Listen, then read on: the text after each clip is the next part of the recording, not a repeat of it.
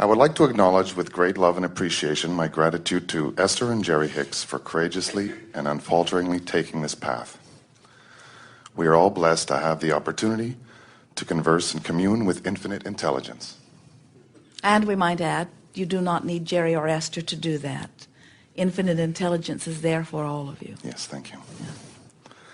Abraham, you have touched my life in such a wonderful and transformational way, and in so doing have changed every life that I interact with. I have a variety of questions that are not only important to my life, but to many that will be receiving your magnificent clarity. Shall we begin? What vibrational effect in a co-creative relationship do fantasies have? For example, if I have a sexual fantasy that I enjoy and it does not involve my spouse, does this create some discord in our relationship, even though she is not aware of it consciously? It depends on how you feel about it. In other words, if you offer a sexual fantasy and it's exhilarating to you and you're not factoring in how she would feel if she knew, then you're offering a vibration that's pure, which can only be uplifting in nature to her. And so, again, it's about you cleaning up your vibration. But few of you really are able to isolate your vibration without including how other people feel about it. But that still is the answer. Okay, can I continue on this vein? If we enter a public place and I happen to see a woman that I perceive as attractive and beautiful, she often picks up on this no matter how subtle and brief my attention. Good. This often results... Why keep it to yourself when it can uplift her? This often results in some discomfort. For who? For her and invariably for me. It makes her uncomfortable to feel appreciated? Well, if I'm looking upon someone else and appreciating them, that seems to activate something within her. Within who? Within her. Yes, my spouse. Well, if you, through your life experience, train your mate into believing that the only appreciation that you could offer has to be directed only at her, you have encouraged her into expecting you to live a very limited life experience. And it also fosters within her a dependency upon your attention, which you cannot possibly uphold. So you're setting both you and her up for failure, for discomfort, constant discomfort. And so we know that this is not an easy thing to all of a sudden rectify, because so many relationships are sort of fostered in that way. Even your marriage vows tend to say, we will hold only unto ourselves and we will not appreciate anybody else, and we'll stay together no matter how rotten we are to each other in sickness and in health until death do us part, and please God let it come soon.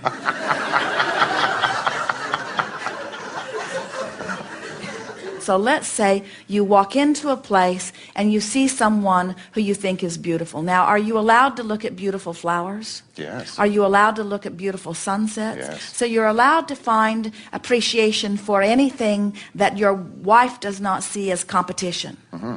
So now, if we were a physician trying to cure the illness, we could give you techniques so that you could bolster her, and we could teach you how to use your eyes more effectively so that you could only secretly appreciate others, in other words. But what we really want to do is to get at the cause of it, which is the insecurity that your spouse is feeling. What is the cause for her insecurity? And we want you to understand, and we don't want it to hurt your feelings, although it might be a good thing if it does, her insecurity isn't nearly as much about you as you think it is or as she thinks it is. In other words, it's about her vibrational relativity. When someone is feeling insecure, it's about them having practiced thoughts that does not allow full alignment with source energy. Right. And when you're not allowing yourself to blossom in the full way that you are, then that discomfort is present within you, and you gravitate toward many things that you think is the reason for it. When you come together in relationships, it's interesting. In most cases, not always, but this is usually the case. Each of you are finding something that you appreciate in the other. Mm-hmm. Sort of like the stranger that you are appreciating across the room. You're finding something that you appreciate. And as you find something that you appreciate, you become a vibrational match to your source, because your source finds something to appreciate in everyone to whom you focus. Everyone that you lay your eyes upon, source is finding something to appreciate. So as you find something that you're focused upon, and source is finding something to appreciate, and you come into a vibrational alignment with that, now you are the whole of who you are, and it's an uplifting experience. So here you are, new in this relationship, and you are appreciating her, and she is appreciating you, which means both of you have come into alignment with your source, and now you've got two totally connected beings who are focused upon one another, and it is ecstasy. That's as good as life gets, you see. But then, if your connection to source is dependent upon somebody else's attention of you, now you have to hold them hostage. Now they can never turn their attention to anything else. Otherwise, you're like a puppet that somebody let go of the strings. And then you say, our relationship doesn't feel the way it once felt. You don't love me as much as you once did. And we want to say it's not about how the other is holding you. It's about how you are holding the other in the way the other is holding you. Here's the best definition that we could give of insecurity. Insecurity is the way I feel when the way I feel is dependent upon something you do. Because I can't control what you do, even with marriage vows. I can't control what you do, even with prenuptial agreements. I can't control what you do, even with dictates from God and church and country and laws. I can't control what anyone else does. And if my happiness, if my sense of well-being depends upon how you look at me when you can't possibly only hold me as your object of attention, then I'm setting myself up for a lot of trouble, you see. It's an interesting thing as we watch male and female in your society. Not always the case, but often. His dominant quest is to be free. Hers too, really.